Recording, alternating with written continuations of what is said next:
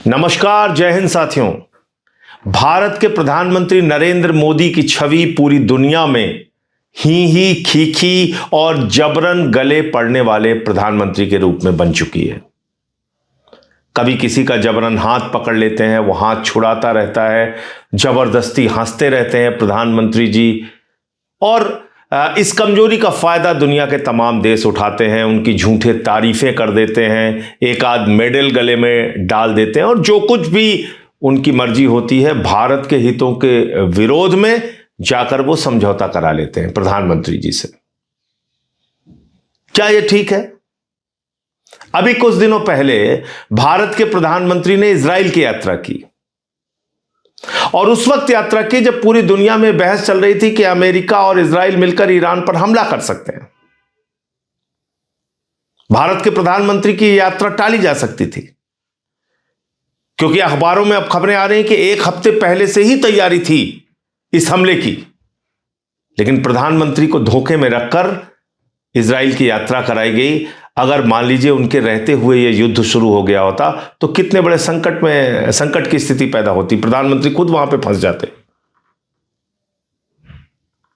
लेकिन अभी जो मौजूदा हालात है पूरी दुनिया के, जब यह कहा जा रहा है कि दुनिया अब तीसरे विश्व युद्ध की तरफ बढ़ रही है, ऐसे समय में भारत के प्रधानमंत्री की खामोशी 1000 सवाल पैदा करती है। आप अपने आप को विश्वगुरु कहते हैं नरेंद्र मोदी जी, और विश्व में हो रही घटनाओं पर आप खामोश रहेंगे, चुप रहेंगे, कुछ नहीं बोलेंगे। ऐसे थोड़ी आप विश्वगुरु बन सकते हैं। आपको वैश्विक घटनाओं पर नजर रखनी होती है। आज अमेरिका वैश्विक तानाशाह बन रहा है, जिसके ऊपर जब चाहता है टैरिफ लगा देता है, कभी वेनेजुला के राष्ट्रपति को उठाकर लेकर चला जाता है, कभी ईरान पर हमला कर देता है, इजराइल के साथ मिलकर वहां के सबसे सुप्रीम लीडर खामिनेई की हत्या कर देता है। और ऐसी घटनाओं पर आप चुप हैं, खामोश हैं, सब कुछ आप देख रहे हैं, बर्दाश्त कर रहे हैं। आपने यूएस से ट्रेड डील की भारत के हितों के खिलाफ, आपने यूएस के कहने पे, ट्रंप के कहने पर सीज फायर किया, ऐसा उसका दावा है। आपने ट्रंप के कहने पे अपना पोर्ट बंद कर दिया ईरान में, जहां पे आपने 12,000 करोड़ रुपए से अधिक खर्च किया था। आपने ट्रंप के कहने पे रूस, जो आपका परंपरागत मित्र है, उससे तेल खरीदना बंद कर दिया, जहां से आप 40% भारत की जरूरतों का तेल खरीदते थे। आपने ट्रंप के कहने पर भारत के करोड़ों किसानों के हितों को गिरवी रख दिया। आप अमेरिका के पिछलग्गू बन के विश्वगुरु बनोगे? आप अमेरिका के सामने दब्बू बन के विश्वगुरु बनोगे? आपने देखा नहीं कि भारत के लोगों की कैसी बेइज्जती की अमेरिका ने? हाथों में हथकड़ी, पैरों में बेड़ी बांध के उनको अमृतसर के एयरपोर्ट पर उतारा गया, आपको अपमानित किया गया। आपने देखा नहीं कि किस तरह से पाकिस्तान के आसिम मुनीर को और वहां के शहबाज शरीफ को गले लगा रहा था ट्रंप और कह रहा था आई लव पाकिस्तान। ऐसे अमेरिका पे आप भरोसा कर रहे हैं, और कल से आपके जो अंधभक्त हैं वो क्या प्रचारित कर रहे हैं? वो ईरान के खिलाफ बोल रहे हैं, उस ईरान के खिलाफ जो आपका कई संकट के वक्त में साथ दे चुका है, जो आपका परंपरागत मित्र है। आपके अंधभक्त, आपकी पार्टी के लोग ये कह रहे हैं कि 65 और 71 में ईरान ने पाकिस्तान का साथ दिया था। आपके अंधभक्त, आपकी पार्टी के नेता ये नहीं बता रहे हैं कि 71 में अमेरिका ने भारत के ऊपर तमाम प्रतिबंध लगाए थे, 71 के युद्ध में खुले तौर पे पाकिस्तान का साथ दिया था, और 71 के युद्ध में उसने बंगाल की खाड़ी में अपना 7वां भेड़ा भेज दिया था। उस वक्त रूस ने आपका साथ दिया था। आपके चेले ये नहीं बोल रहे हैं? आपके अंधभक्त ये नहीं बता रहे हैं कि 71 में अमेरिका पाकिस्तान के साथ खड़ा था, और एक मौके पे नहीं, कई मौके पे पाकिस्तान के साथ खड़ा था।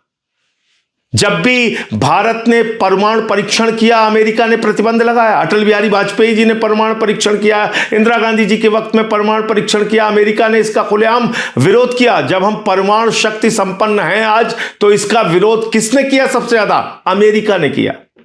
तमाम प्रतिबंध आपके ऊपर लगाए। आप ये सब कुछ भूल गए। आपके चेलों को याद है 65 और 71 में ईरान पाकिस्तान के साथ खड़ा था। ये भूल गए कि वहां पे राज किसका था? Shah Reza Pahlavi. वो भी अमेरिका का पिछलग्गू था, अमेरिका का दलाल था, और इसलिए उसने पाकिस्तान का साथ दिया उस वक्त। लेकिन उसके बाद की जो परिस्थितियां ईरान के साथ आपके बनी, आप तो खुद गए थे प्रधानमंत्री जी, खामेनेई जी से मुलाकात आपकी हुई थी और आपने उनको 7वीं शताब्दी की कुफिक लिपि में लिखी हुई पांडुलिपि कुरान की भेंट की थी। आपने ऊर्जा क्षेत्र में समझौता किया था। चाबार पोर्ट का आप बार बार जिक्र करते थे, श्रेय लेते थे कि आपने वो समझौता किया जहां पे आपने 12,000 करोड़ रुपए से ज्यादा खर्च किए। 1994 में जब organisation of Islamic countries Kashmir के मसले पे हमारे खिलाफ थे, भारत के खिलाफ थे, कौन साथ खड़ा था? ईरान खड़ा था आपके साथ। भूल गए आप? आपको रुपए में तेल दिया ईरान ने, भूल गए आप?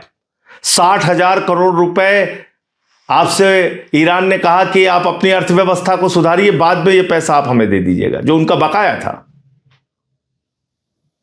और आपने ही प्रधानमंत्री जी, आदरणीय नरेंद्र मोदी जी, 2024 में जब ईरान के राष्ट्रपति की हेलीकॉप्टर दुर्घटना में मौत हुई थी, भारत के अंदर राष्ट्रीय शोक घोषित किया था आपने। आज क्या हुआ? खामेनेई की मौत पे एक ट्वीट नहीं कर पाए, इतने कमजोर निकले आप। खामेनेई की हत्या पे एक शब्द आपके मुंह से नहीं निकले, उसकी निंदा नहीं कर पाए। क्यों? क्योंकि इसके पीछे अमेरिका कहां थे, इजराइल कहां थे? इससे भारत की क्या छवि बनेगी? आपने अपने हितों को देखा। भारत को सस्ता तेल ईरान से मिलता है, ऊर्जा क्षेत्र में, तो ऊर्जा क्षेत्र में सुरक्षा प्रदान की है ईरान ने आपको लंबे समय तक।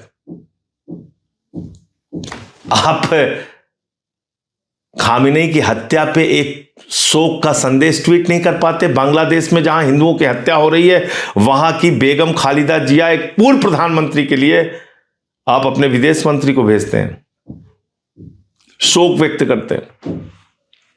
पाकिस्तान जो हमारा जानी दुश्मन है, उसके प्रधानमंत्री नवाज शरीफ का बर्थडे का केक बिना बुलाए आप काटने चले जाते हैं। आईएसआई को बुलाते हैं आप पठानकोट में हमारे शहीदों की जांच कराने के लिए। यह आपकी विदेश नीति है। इसलिए ये ही खीखी छोड़िए और सही जानकारी दुनिया को दीजिए। आज दुनिया एक बड़े संकट में है और इसके लिए अगर कोई जिम्मेदार है तो अमेरिका जिम्मेदार है, जो एक वैश्विक तानाशाह के रूप में उभर रहा है। उसका नाम है ट्रंप। और जाके खाड़ी देशों से पूछिए। खाड़ी देश आज चिल्ला रहे हैं, चीख रहे हैं, कह रहे हैं हमको ईरान की दया पर छोड़ दिया है अमेरिका ने। हमने उनके लिए मिलिट्री बेस दिया अपने अपने देशों में और हमको ईरान की दया पर छोड़ दिया।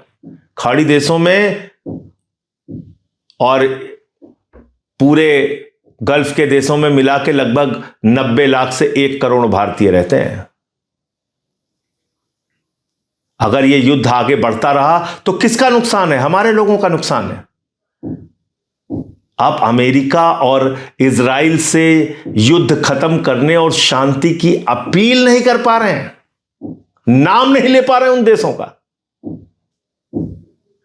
और आपके लोग यहां कह रहे हैं 65 और 71 में ईरान ने पाकिस्तान का साथ दिया था। आपके मुंह से यह नहीं निकल रहा है कि अमेरिका ने आपका कितनी बार विरोध किया था, कितनी बार विरोध किया था। तो इसलिए विदेश नीति को मजाक नीति मत बनाइए।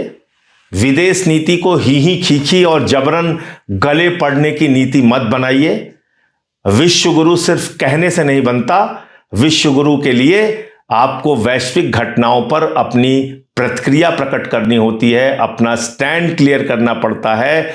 इसलिए मैं बार बार कहता हूं, आप विश्व गुरु नहीं, गुरु घंटाल हो प्रधानमंत्री जी। और आपका जो आचरण ऐसे वक्त में है, आपकी खामोशी और जिस तरह से आप अमेरिका के आगे लगातार झुकते जा रहे हो, अमेरिका से आपने एप्स्टीन फाइल के दबाव में, अडानी को मिले सम्मन के दबाव में एक ट्रेड डील की जो भारत के हितों के खिलाफ है। आपने अमेरिका और इजराइल के साथ ऐसे वक्त में खड़े होने का काम किया जिससे भारत को महंगे तेल का खामियाजा भुगतना पड़ सकता है, जिसका नुकसान देश के लोगों को होगा। जय हिंद।